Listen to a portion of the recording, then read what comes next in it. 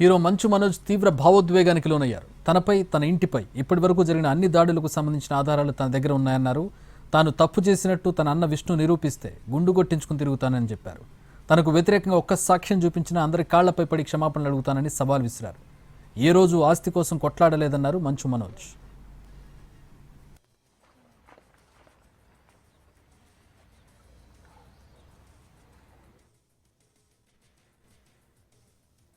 April 1 5:40కి ఇదే రోడ్లో ఉన్న కెమెరా సీసీటీవీ, మా ఇంట్లో ఉన్న సీసీటీవీలు వాళ్ళు ఫేమస్ కదా. పోయినసారి గొడవైనప్పుడు వాళ్ళు నా మీద కంప్లైంట్ వేసి వాళ్ళే సీసీటీవీ దాచిపెట్టారు. ఇప్పుడు కూడా మీరు వెళ్ళి అడగండి, సీసీటీవీ వాళ్ళు ఎంటర్ అయింది ఎవరు, వాళ్ళు ఇస్తే సగం గుండు కొట్టుకుని తిరుగుతాను నేను వీధంతా. వాళ్ళ సమస్య లేదు ఎవరు మీకు, ఎందుకంటే వాళ్ళు చేసింది దొంగ పని. ప్రతి ఒక్కటి ఈ మనోజ్ గారి దగ్గర ప్రూఫ్స్ ఉన్నాయి.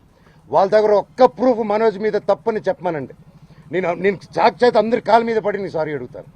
ఒక్క ప్రూఫ్ చూడు, పోనీ నేను ఆస్తి అడిగినట్టు ఒక్క ప్రూఫ్ చూపిమనండి. వాళ్ళు చెప్పేది ప్రతిదీ అబద్ధం. తెల్లారుజామున ఏప్రిల్ 1